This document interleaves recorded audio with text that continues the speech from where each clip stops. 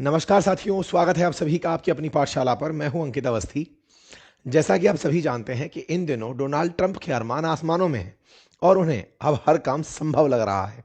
जिस तरह से हाल ही में मादुरो को उन्होंने उनके देश से उठा लिया, वेनेजुएला पर कब्जा कर लिया, अब उसके बाद उनके हौसले इतने बड़े हैं कि अब वो ग्रीनलैंड को लेने की बातें कर रहे हैं। इस पर हमने आपको आज से 2 दिन पहले सेशन भी किया था और उस समय आपको ये बताया था कि क्या यूरोपियन यूनियन कर पाएगा ट्रंप के खिलाफ कार्रवाई। ये हमने अपने सेशन में आपको 5 जनवरी के दिन चर्चा के अंदर लिया था और हमने आपको इसके पीछे का बड़ा प्रायोजन दिया था और बताने का प्रयास किया था कि असल में खेला यह है कि यूरोपियन यूनियन जो 27 देशों का समूह है वो हमेशा एक तरीके से प्रो अमेरिका रहा है। यूरोपियन यूनियन की जो मानसिकता रही है वो हमेशा अमेरिका को पक्ष करने की रही है। ऐसे में वेनेजुएला के साथ अब बड़ा सवाल जुड़ गया,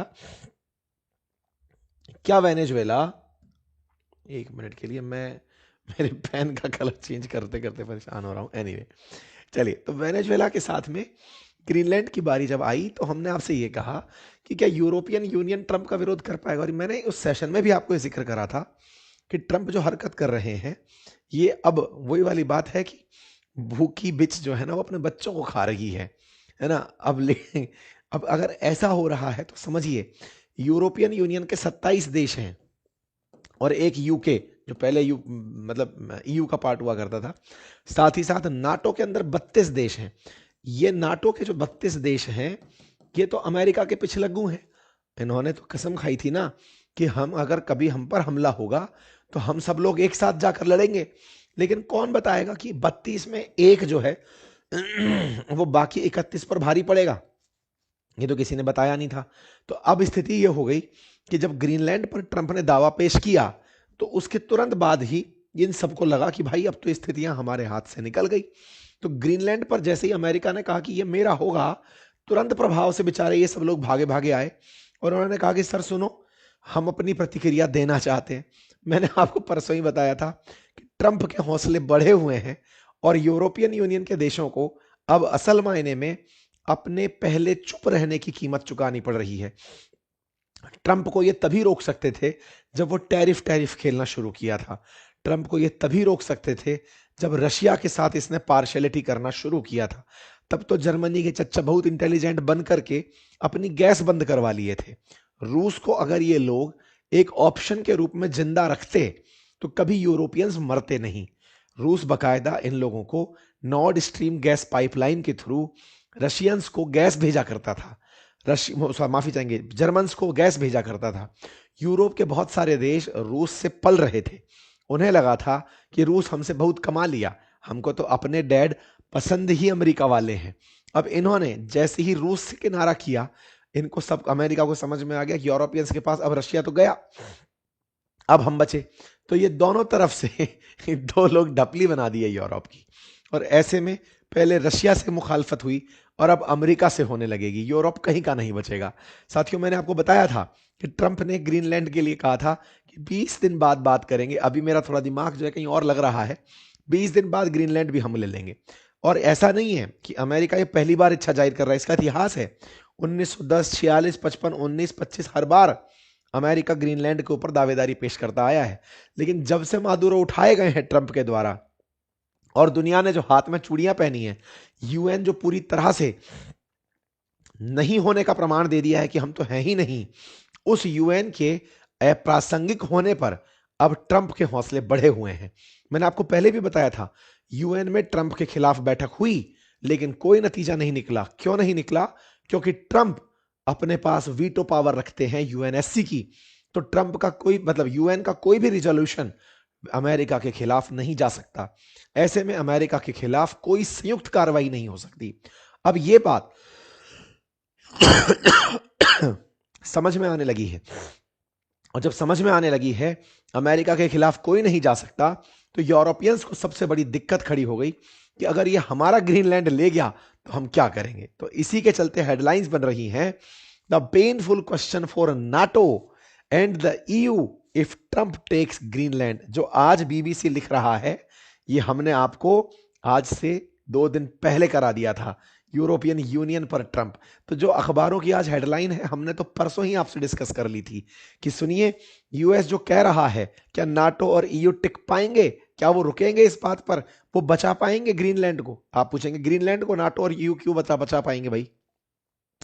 असल में ग्रीनलैंड जो है ना, एक ऑटोनॉमस देश है, लेकिन वो है डेनमार्क का हिस्सा। डेनमार्क के कब्जे में है वो जगह। डेनमार्क नाटो कंट्री है, डेनमार्क ईयू कंट्री है। अब दोनों स्थिति में नाटो कंट्री तो अमेरिका भी है, और ये दोनों सुरक्षा मान के चलते थे कि कोई हम पर तीसरा हमला करेगा, और हमला किसी और का नहीं, रशिया का डर था कि रूस अगर हम पर हमला करेगा तो अमेरिका हमें बचाने आएगा। लेकिन अमेरिका ही हमला करेगा ये किसी ने नहीं बताया था। डेनमार्क इसी ब्लफ में रह गया कि हमारे ऊपर अमेरिका तो कभी हमला नहीं करेगा, लेकिन आज अमेरिका ही कर रहा है। वहीं दूसरी तरफ ईयू कंट्रीज, जो कि बहुत ज्यादा अपने आप को प्रोग्रेसिव और डेवलप्ड मानती हैं, वो अमेरिका के साथ पिछलग्गू बनी हुई थी। क्यों? क्योंकि बड़ी मात्रा में, अभी मैंने अंकित इंस्पायर इंडिया पर भी आपको एक सेशन बताया है, आप उसे जरूर देखिएगा, जिसमें मैंने बताया है कि कैसे अमेरिका एक महाशक्ति बना, कैसे यूरोपियंस की वजह से अमेरिका बना, कैसे अमेरिका पूरी तरह प्रवासियों से बना देश है। मैंने उस पर एक डिटेल सेशन किया है, कंप्लीट एनालिसिस है, उसे आप देखिएगा, आपको समझ में आएगी कि पीछे की कहानी क्या है। तो इन्हें लगा कि हमारे अपने ही तो हैं अमेरिका वाले, तो इनके साथ चलने में ही भलाई है। तो वो भलाई वाले ने भाई साहब इनकी हालत खराब कर दी। इससे डेनमार्क के पीएम बाहर आती हैं और कहती हैं कि यदि ऐसा होता है कि अमेरिका ग्रीनलैंड लेने की बात करता है तो नाटो टूट जाएगा। जेलेंस्की से पूछिए जरा, वो बेचारा नाटो में, उसकी हाय ले मरी तुम लोगों को। वो बेचारा 4 साल से बम खा रहा है, उसको रशिया वाले टोके पड़े हैं कि भाई तुमको हम नहीं जिंदा छोड़ेंगे अगर तुमने नाटो की जिद लगाई। अब ये कह रही है कि अगर हमारे साथ ऐसा हुआ तो नाटो टूट जाएगा। ये वो वाली बात है। जेलेंस्की कह रहा होगा कि मैडम बहुत बुरा हुआ आपके साथ, हम नाटो में आ नहीं पाए इसलिए गोली खाए, आप नाटो में हैं इसलिए गोली खा रही हैं। ये बड़ा विचित्र संयोग है। मतलब आप इस स्थिति को थोड़ा विचार करिए। जेलेंस्की रशिया से गोली क्यों खाया था, यूक्रेन गोली क्यों खाया था? क्योंकि आंसर था, क्योंकि रशिया बार बार कह रहा था कि तुम नाटो में जाने की जिद मत करो। डेनमार्क वालों से पूछो कि साहब आपका क्या रहा, बोले हम नाटो में ही हैं। बोले आपके साथ क्या हो रहा है? बोले हमारा ग्रीनलैंड अमेरिका ले जा रहा है, आपको कौन बचाएगा? बोले कोई नहीं। बोले क्यों नहीं? क्योंकि हम नाटो में हैं। तो जो नाटो में नहीं है वो भी मर रहा है, जो नाटो में है वो भी मर रहा है। तो भाई साहब इन्होंने धमकी दी कि नाटो टूट जाएगा तो अमेरिका को क्या खाक फर्क पड़ रहा है?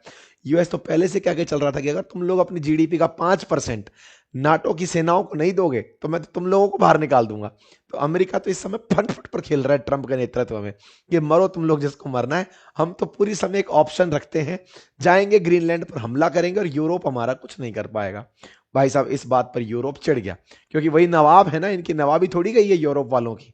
ब्रिटेन और फ्रांस जैसे देश, स्पेन जैसे देश, जिन्होंने दुनिया पर कभी राज किया है, अब अचानक कोई उनको आकर आंख दिखा रहा है कि सुनो तुम हमारा कुछ नहीं बिगाड़ पाओगे, हम ग्रीनलैंड पर सेना भेजकर कब्जा कर लेंगे। तो इनके अंदर पुराने समय की आग भनक गई। इन्होंने कहा ऐसा कैसे कहते हो, हम कर सकते हैं। तो भाई साहब इन देशों ने निकल के एक जॉइंट स्टेटमेंट जारी कर दिया है, और जॉइंट स्टेटमेंट बड़ा ही हास्यास्पद है। उस हास्यास्पद जॉइंट स्टेटमेंट में ये सब कहते हैं कि जो आर्कटिक क्षेत्र है ना ग्रीनलैंड, क्योंकि आप सभी जानते हैं ज्योग्राफी के अंदर 66 डिग्री से ऊपर वाला क्षेत्र आर्कटिक रीजन में चला गया, बोले उसकी सुरक्षा तो हम सबकी जिम्मेदारी है ना, इंक्लूडिंग अमेरिका। हम सब चाहते हैं कि वो जगह सुरक्षित रहे। अगर रूसी और चीनी जहाजों के चलते अमेरिका अपनी सुरक्षा के लिए ग्रीनलैंड लेना चाहता है तो सर वो तो हम भी आप ही के साथ हैं कि आपकी तरह हम भी मानते हैं कि आर्कटिक की सुरक्षा होनी चाहिए, लेकिन सुरक्षा के नाम पर उस जगह कब्जा करके बैठ जाएंगे ये तो कहीं से भी जस्टिफाइड नहीं है। इनका स्टेटमेंट सुनिए, security in the Arctic must be therefore be achieved collectively in conjunction with NATO allies including the United States by upholding the principle of UN Charter। कौन सा UN Charter जिसका अचार बनाकर खा गए तुम लोग? including sovereignty, territorial integrity and the inviolability of borders, these are universal principles, we will not stop defending them। भाई साहब इन लोगों ने भाषण मारा। इन्होंने कहा कि ग्रीनलैंड उन्हीं के लोगों से बिलोंग करता है, डेनमार्क और ग्रीनलैंड ही डिसाइड करेंगे कि ग्रीनलैंड का क्या होगा। ऐसा कहते हुए इस एक पत्र जारी किया गया। यह रहा वो पत्र जिसमें साइन हुए इमानुअल मैक्रोन के फ्रांस वालों के, जर्मनी वालों के चांसलर मर्ज के, प्राइम मिनिस्टर मेलोनी के जो इटली से हैं, प्राइम मिनिस्टर टस्क पोलैंड से, प्राइम मिनिस्टर शजेन स्पेन से, प्राइम मिनिस्टर कीर स्टारमर यूके से, और डेनमार्क से फ्रेडरिक्स। भाई साहब इन सब ने साइन किया कि देखिए डेनमार्क का फ्यूचर तो वहां की जनता डिसाइड करेगी, ग्रीनलैंड का फ्यूचर तो वहां की जनता डिसाइड करेगी, फोर्स से आप ये नहीं कर सकते। मैं आपको फिर से बता दूं, ये रहा ग्रीनलैंड, अमेरिका चाहता है ग्रीनलैंड। कारण क्या बताता है कि इस पर रशिया और चाइना के शिप बहुत आ रहे हैं आजकल, वो उस रास्ते से गुजर रहे हैं जहां पे ग्रीनलैंड पड़ता है, इसलिए हम इस पर कब्जा करना चाहते हैं। ग्रीनलैंड, फैरो और ये डेनमार्क, ये तीनों एक ही देश डेनमार्क के पास में है, डेनमार्क इन पर कब्जा रखता है। अमेरिका कह रहा है कि या तो देखो पावर से दे दो, 56,000 लोग रहते हैं यहाँ पे, 56,000, हम बम गोला मार के भी इसे ले सकते हैं, तुम्हारे पास कोई सेना यहाँ भेजने की क्षमता नहीं है, या फिर एक काम करो हमें बेच दो। ये बेचने वाली बात कहां से है आपको हम बताएं। आज जो मैंने सेशन किया है ना अंकित इंस्पायर इंडिया पर, उसमें मैंने ये जानकारी दी है कि अमेरिका पहले 13 राज्यों से मिलकर बना हुआ था, 50 राज्य तो इन्होंने कहीं आक्रमण करके कहीं से खरीद के ऐसे बनाए हैं। तो ऐसे में इन्होंने डिमांड की कि ग्रीनलैंड हमें बेच दो डेनमार्क, क्योंकि तुमसे इसकी सुरक्षा हो नहीं पाएगी। इस पर यहां बैठे सब देश कह रहे हैं कि हम साले या खलियर ही एसटीसी करा रहे हैं क्या, हमारा यूरोप में होने का कोई लॉजिक नहीं है क्या, हम नहीं बचा सकते ग्रीनलैंड को। तो भाई साहब ग्रीनलैंड को बचाने के लिए सब लोग अपना अपना दावा पेश कर दिए हैं। कौन कौन, ये सब की सब नमूने क्या बोले, इनके लिए बोले कि मैडम चिंता मत करिए, ग्रीनलैंड नहीं लेने देंगे। सबसे पहले बारी करते हैं इमानुअल मैक्रोन की। देखो फ्रांस की जो दुर्गति हुई है ना, वो ट्रंप के खिलाफ 2 कदम चलता है खिलाफ, और फिर साथ में 3 कदम चल लेता है। तो फ्रांस की जो हालत है ना, वो एक ऐसे बच्चे की जिसके पास कोई ऑप्शन नहीं है, वो ट्रंप से दूर भी भागता है, फिर चुप चुप चुप चुप करके नजदीक भागने लगता है। नवाबी किस बात की है कि किसी दिन पहले कभी हम महान हुआ करते थे, ये तो है नवाबी फ्रांस की। दुख किस बात का है कि अब हम कुछ नहीं कर पा रहे हैं। ये बाहर आते हैं और कहते हैं कि साहब डोनाल्ड ट्रंप कांग्रेचुलेशन, हम आपके साथ काम करने के लिए तैयार हैं। ये आपको याद होगा ना, जब ट्रंप राष्ट्रपति बने थे सबसे पहले यही व्यक्ति था जो बधाई दिया था, ट्रंप को बहुत सारी बधाई दिया था कि आप चिंता मत करिए। अभी क्या बोल रहा है ये व्यक्ति, हाँ पिछले साल की बात बता रहा हूं कि साहब देखिए आप लोगों के साथ हमारी बात हुई है कि अभी दिसंबर के अंदर क्या होता है, जब इस मैक्रोन को पता चलता है कि अमेरिका वहां पर ट्रुप्स भेजने की प्लानिंग कर रहा है ग्रीनलैंड में, तो साहब ये निकलते हैं, इनको बताना है दुनिया को कि हम भी हैं अभी, मतलब हम जिंदा हैं, हमें कंसीडर करो। तो भाई साहब ये निकलते हैं और ये जाकर के ग्रीनलैंड पहुंच जाते हैं। आप मैक्रोन को देखें, ये रहे मैक्रोन ग्रीनलैंड में टहलते हुए दिखाई दे रहे हैं, और वहां जाकर कहते हैं, न्यूक राजधानी है ग्रीनलैंड की, बोले I reaffirm France unwavering support for the sovereignty and territorial integrity of Denmark and Greenland. Greenland belongs to its people. Denmark stand as its guarantor.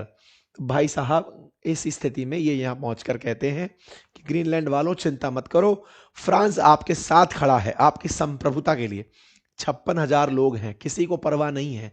56,000 तो ये लोग आते पीते मार डालते हैं लोगों को। असल में दिक्कत ये है कि जो एरिया है उस पर नजर अमेरिका की है। अगर ये सारे कागले मिलकर डिसाइड कर गए कि एक काम करो नाटो वालों का होगा ग्रीनलैंड, तो ये डेनमार्क को खा जाएंगे सब लोग, सारे चील कौए। लेकिन अकेला अमेरिका कैसे खाए, इस पर इनको चिढ़ है। ये पहुंच गए, पहुंचकर कह रहे हैं कि हम ग्रीनलैंड तुम्हारे साथ हैं। सब जानते हैं वो भाई साहब, फ्रांस जो है वो ग्रीनलैंड को बोलकर चला आता है कि ट्रंप के थ्रेट से घबराने की जरूरत नहीं है, हम आपके साथ हैं, आपकी संप्रभुता की रक्षा करेंगे। बहुत बढ़िया, इन्होंने ट्रंप को धमका दिया है इस तरह से। ट्रंप को यह बात पता चली, ट्रंप कहते हैं कि कौन, इमानुएल मैक्रोन मजाक बना देते हैं उसकी। ये कहते हैं कि सुनो, हमने उससे कहा कि सुनो मैक्रोन, अगर तुम ज्यादा 3-2-5 किए तो हम तुम्हारे ऊपर टैरिफ लगा देंगे। अच्छा, डोनाल्ड ट्रंप अपने आप को आजकल मिस्टर टैरिफ करवा के खुश हैं। पहले नोबेल पीस पुरस्कार से पिछले साल चला था, इस बार मिस्टर टैरिफ नाम से खुश हैं। ये कहते हैं कि मैंने उससे कहा कि तुम ज्यादा 3-2-5 करोगे हम तुम पर टैरिफ लगा देंगे। तो मैक्रोन बोलते हैं नो नो नो ट्रंप, आप मेरे ऊपर टैरिफ नहीं लगाएं। तो बोले ठीक है, तुमको मेरे साथ चलना होगा। ट्रंप कहते हैं कि हाँ वो तैयार हो गया कि ठीक है मान जाऊंगा। मतलब ये है कि अमेरिका फ्रांस को भी टैरिफ से ही डरा रहा है। आपको मैं जानकारी दे दूं कि फ्रांस अमेरिका से व्यापार करके $16 बिलियन कमाता है। तो ट्रंप ने इस $16 बिलियन के लिए फ्रांस को धमका दिया कि अगर तुम व्यापार से पैसा कमाओगे, मैंने आपको आज के जो दिनों का सेशन है उसमें बताया भी है ये वाली बात अंकित इंस्पायर इंडिया पे, कि अमेरिका के साथ व्यापार करके दुनिया के देश $1.25 ट्रिलियन साल का कमाते हैं। अमेरिका व्यापार में पैसे गंवाता है, लोगों को पालता है। ट्रंप ने इस ताकत का उपयोग किया है टैरिफ वाली का कि यूज कर लो, इनसे इनको मारेंगे। तो फ्रांस जो है ना, बोले तुमको बेटा इतना पैसा देते हैं हम, पैसा कमाते हो ना हमसे, तो चुप मार करके हमारे साथ चलो। फ्रांस चुपचाप अभी तक कुछ बोला नहीं है, लेकिन हाँ, स्टेटमेंट जारी करवा के कह दिया है कि यूएस अगर डेनमार्क के खिलाफ जाता है तो हम डेनमार्क के साथ खड़े रहेंगे। अच्छा साहब, दूसरा देश है जर्मनी। इसकी तो क्या ही बताएं, सेकेंड वर्ल्ड वॉर के अंदर अमेरिका से हार कर बैठा हुआ है। यही था ना, जर्मनी जापान ये सब मिलकर के तो युद्ध लड़ रहे थे, फ्रांस ब्रिटेन इन सब के खिलाफ, लेकिन आज सब साथ है। ये जर्मनी ही है जो रूस के साथ अगर पहले खड़ा होता तो इसे आज ये स्थिति देखनी ना पड़ती, अमेरिका इनके हालत ये ना बिगाड़ता। जर्मनी के अंदर हालात बिगाड़ने वाला अमेरिका है। पूछिए कैसे? पहले तो इनकी गैस बंद करवाया कि तुम बेटा रशिया से गैस नहीं लोगे, जो इन्होंने ली थी ना वो नॉर्ड स्ट्रीम गैस पाइपलाइन, वो बंद करवाई। फिर इनको महंगी गैस खुद के देशों से बेची, तेल अपने देश से बेचा, इससे यहाँ की महंगाई बढ़ गई। महंगाई बढ़ गई जनता को, क्योंकि सर्दी में इनके यहाँ पे घर जो है ना गर्म गैस से होते हैं, तो इनको जरूरत पड़ी, तो अब यहां पर महंगाई बढ़ गई, जनता त्रस्त है सरकार से। अब ये इनको लगा कि यार इस समय तो कुछ बोलना पड़ेगा। इनने कहा देखो, आर्कटिक की सुरक्षा सबकी जिम्मेदारी है, लेकिन संप्रभुता पर उल्लंघन हम बर्दाश्त नहीं करेंगे। तो जर्मनी भी ट्रंप के खिलाफ हो गया। जर्मनी ने अमेरिका को वार्न कर दिया है कि देखो साहब, हम आपके इस प्लान के कतई खिलाफ हैं। अब सवाल है जर्मनी के साथ क्या हाल है। जर्मनी भी अमेरिका से व्यापार करके बढ़िया 70-80 बिलियन डॉलर कमाता है, लेकिन इन दिनों चाइना के साथ जर्मनी की काफी बढ़िया घुट रही है। असल मायने में ये यूरोप के देश अब अपने सामने दूसरा लीडर ढूंढ रहे हैं। पहले अमेरिका की सरपरस्ती में रह लिए, अब ये चाइना की सरपरस्ती में जाना चाहते हैं कि सर आप हमें बचा के रखो। तो ऐसे में आपको जानना ये जरूरी होगा कि जिस नाटो ने अब तक इनको औरों से बचाया, जब वो खुद पर आया तो इनके लिए कितनी बड़ी नुकसान बन गया। आज नाटो का लगभग 67 से 68% बजट अकेला अमेरिका देता है, बाकी में सारे 31 देश हैं। तो अमेरिका को इसीलिए इनसे डर नहीं लगता कि बेटा मैं सारा पैसा खर्च करूं तुम्हारी हिफाजत के लिए, और तुम की चवन्नी खर्च मत करो। तुमसे कह रहा था 5% अपनी जीस की जीडीपी का नाटो की फोर्सेस पर खर्च करो, तुम तब तो कर नहीं रहे थे, तो भुगतो। तो अमेरिका ने इनको भुगतने के लिए छोड़ दिया है। खैर कोई बात नहीं, जर्मनी ने इनको धमकाते हुए कहा है कि सर ऐसा नहीं करना है, हम आपके खिलाफ खड़े हो जाएंगे। जर्मनी ने इस बारे में यह भी कहा कि देखो सर, बात यह है कि हम पर रशिया का भी डर है और आपका भी डर है, लेकिन हम फिर भी डेनमार्क के साथ खड़े हैं। डेनमार्क के साथ ये भी भाई साहब निकल कर आए जिन्हें कोई होश ही नहीं रह रहा है दुनिया में चल क्या रहा है। मादुरो उठा लिए गए तो इनको शुरुआत में पता ही नहीं था रिएक्शन क्या देना है, इनका कोई नेचुरल इंस्टिंक्ट ही नहीं है। इनको फिर पढ़ाएंगे कि सर सुनिए ना, आपको जाके ये बोल कर आना है। फिर दूसरे दिन बोले हम ट्रंप के साथ खड़े हैं। अब इनको फिर पकड़ा गया कि सुनो, वो कह रहा है कि डेनमार्क से ग्रीनलैंड छीन लेगा। बोले अच्छा अच्छा, हाँ बताते हैं बताते हैं। हाँ सुनिए सर, हम डेनमार्क के साथ हैं, अमेरिका आप ऐसा नहीं करोगे। अमेरिका ढपली बजाय रखा है इन लोगों की, इनको गांठता ही नहीं है वो। तो भाई साहब, इन्होंने अपनी तरफ से कहा है ग्रीनलैंड जो है वो ग्रीनलैंड ही डिसाइड करे कि ग्रीनलैंड का क्या होना है, कोई और देश डिसाइड नहीं करेगा। तो क्या आपको लगता है कि ट्रंप इनकी बात मान जाएंगे? ट्रंप इनको गांठते ही नहीं है, फ्रांस को, जर्मनी को, यूके को, ये कितना भी बोल लें। कारण क्योंकि ये सबको ट्रंप ने टैरिफ से दबा रखा है। पहले तक क्या होता था, बाकी पुराने राष्ट्रपतियों के दौर में कोई टैरिफ की धमकी नहीं देता था, ये मान करके कि अमेरिका बड़ा देश है, सबको पालता है, ये छोटी बातें थोड़ी की जाएंगी। ये वो वाली बात है कि कल को आपने किसी की सहायता की हो और उसको आप जब दिन खराब चल रहे हैं, उसके साथ व्यवहार खराब चल रहा है, तो अपनी सहायता वापस मांग ले रहे हो। हेल्प वापस मांगने जैसा है टैरिफ की बात करना। पर ट्रंप तो एकदम ट्रंप है, तो वो इन सब के साथ खेला खेल रहे हैं। कोई बात नहीं साहब, तो यूके का स्टैंड अप कोई मायना रखता नहीं है। निकल कर स्पेन आया, उसने भी यही बोला कि हम इस बारे में डेनमार्क के साथ हैं, डेनमार्क और ग्रीनलैंड की सुरक्षा उनकी जिम्मेदारी है और हम उनके साथ। कुल मिलाकर एक चीज तो निकल कर आई कि सारे के सारे देश जो कभी अमेरिका के साथ हुआ करते थे नाटो में, या वेस्टर्न वर्ल्ड के वो अलाइज, चाहे वो कनाडा ही हो, वो सब डेनमार्क के साथ आकर खड़े हो गए। मतलब सोचिए। अब आप पूछेंगे कि सर ये तो बहुत बड़ी बात है। कोई बड़ी बात नहीं है। रशिया ने यूक्रेन की जो हालत खराब की, यूक्रेन के साथ ये सब के सब देश खड़े थे, क्या उखाड़ लिया किसी ने? बिल्कुल वैसे ही अब ये डेनमार्क के साथ खड़े हैं। बस वोट का मत है, ट्रंप को डर नहीं है। ट्रंप ने असल मायने में यूक्रेन को रशिया से जानबूझकर पिटवाया, ऐसा लगता है, ताकि वो ये जान लेता कि यूरोप के तिलों में कितना तेल है। यूरोप फूक चुका है, बर्बाद हो चुका है, तो यूरोप के अंदर तो दम बचा नहीं है। तो बचा नहीं है तो कोई बात नहीं, बोले बेटा मरो, तुम जाओ जाकर के मरो। तो ऐसे में अमेरिका ने जानबूझकर इनका शक्ति परीक्षण किया था कि तुम लोग क्या वाकई में बचा पाओगे यूक्रेन को? हमारे बिना कोई बचा नहीं पाया। तो अमेरिका आश्वस्त हो चुका है कि तुम जब रशिया से नहीं बचा पाए, हमसे क्या ही बचा लोगे। ये साहब, ये इस मतलब डेनमार्क की पीएम है, ये कहती हैं कि देखिए अगर ऐसा होता है तो नाटो खत्म हो जाए। तो ट्रंप तो खुद धमकी दे के बैठा है नाटो खत्म करने की कि हटो, कोई मतलब नहीं है नाटो वाटो का। अब क्या है साहब, यूरोप के और जगह क्या प्रतिक्रियाएं हो रही हैं? जनता क्या चाहती है, ग्रीनलैंड की जनता क्या चाहती है, क्योंकि वो ऑलरेडी डेनमार्क से ऑटोनॉमस होकर के चल रही है। तो देखो, ग्रीनलैंड में रहते हैं 54,000 लोग। ग्रीनलैंड के 54,000 लोगों का वोट परीक्षण करा दिया जाए तो वो अमेरिका के साथ ही जाएंगे। पूछो क्यों? क्योंकि डेनमार्क और अमेरिका में से चुनने का अवसर उन्हें मिले कि बताओ कौन से देश में जाना चाहोगे, वो निश्चित अमेरिका की बात करेंगे। क्यों? क्योंकि अमेरिका कुछ डेवलपमेंट तो करेगा, डेनमार्क तो कुछ कर नहीं रहा है, नंबर एक। दूसरा, इनको खुद से पता है कि 54,000 लोग अमेरिका के सामने लड़ नहीं पाएंगे। अमेरिका यही तो बोल रहा है कि हमको अपना बना लेगा, यहां पर विकास करेगा, तो कर लो भाई। तो डेनमार्क के खिलाफ या अमेरिका के खिलाफ बयानबाजी कुछ नहीं है, ये केवल बेहतर डील के इंतजार में बैठे ग्रीनलैंड वाले। मुझे क्या लगता है, अमेरिका ग्रीनलैंड को ऑफर देगा कि जो जितने भी 54,000 लोग हैं सबको $1-1 बिलियन मिलेगा, मस्त रहो, जिंदगी काटो, मस्त ऐश काटो, आ जाओ सबकी सब लोग, ये सब चले आएंगे। अमेरिका को क्या ही फर्क पड़ रहा है, ये डेनमार्क से खरीदने की जगह जनता को खरीद के रेफरेंडम करा लेगा और लोगों को मिला लेगा, जो सबसे सटीक सटीक तरीका रहेगा। इस बात पर यूरोप के देश चिड़े पड़े हैं। एक इकोनॉमिस्ट है जो कहते हैं, ऑस्ट्रिया वाले हैं, वो कहते हैं एक काम करो, यूएस के जितने भी बेस है ना यूरोप में, उन पे कब्जा करके बैठ जाओ सब लोग। पगला गए हैं यूरोपियंस, उनको समझ नहीं आ रहा है कि वो करें क्या, क्योंकि उनके साथ में धोखा हो गया है। उनको जो सुरक्षा करके ले गया था, ये वही वाली बात है, मगरमच्छ कलेजा मांग लिया है। तो ऐसे में इन सब की हालत खराब हो रखी है। यूएस के मिलिट्री बेसिस बहुत सारे हैं, जर्मनी में तो सबसे ज्यादा बेसिस हैं अमेरिका के। ऐसे में यूएस ने बकायदा यूरोप को मैनेज करने के लिए बकायदा यूरोपियन कमांड बनाई हुई है, उसी कमांड के ऊपर कब्जा करने की बात कर रहे हैं। बोले पगला गए हो, कूटेगा वहीं पकड़ पकड़ करके। जर्मनी, इटली, यूके, पोलैंड, इन सब में यूएस के बेसिस हैं।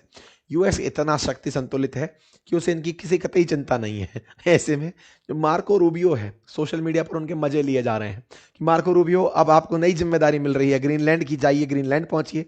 थोड़े दिन पहले आपको ईरान की थी, उससे पहले आप जाइए, आप गवर्नर बन करके वहां पर अपॉइंट हो जाइए। तो कुल मिलाकर के यूएस ग्रीनलैंड पर कब्जा करने अगर निकलता भी है, यूरोप कुछ कर तो नहीं पाएगा, लेकिन कम से कम इनमें अभी बोलने की हिम्मत तो बची है। ये आज बोले हैं कि हम ऐसा हुआ तो डेनमार्क के साथ खड़े होंगे, लेकिन इसका कोई औचित्य नहीं निकलता। बाकी आप लोग इस विषय पर क्या सोचते हैं, अपनी राय जरूर कमेंट बॉक्स में दीजिएगा। चैनल पर नए हैं तो सब्सक्राइब कर लीजिएगा। कुल मिलाकर के अमेरिका के खिलाफ अगर ये देश पहले खड़े हुए होते तो आज इन्हें ये देखना नहीं पड़ता, पर कोई बात नहीं, जिसको जैसे हो तैसा तो होता ही आया है। फिलहाल के लिए इतना ही। चैनल पर नए हैं तो सब्सक्राइब कर लें, बाकी अपने साथियों से इसे अवश्य साझा करें, अपनी राय हमसे साझा करें, हमारे चैनल्स पर विजिट करें। बहुत ही बेहतरीन पुस्तक है, एक एसएससी की ऑल इन विन पुस्तक हमारे पास आई हुई है, बनाई हुई है हमने, बहुत ही खूबसूरत किताब है। और एक बहुत ही अच्छी किताब मैं लेकर आ रहा हूँ मैप के लिए, वो भी आपके लिए उपलब्ध होगी बेहतरीन उपलब्धता के साथ। Thank you so much.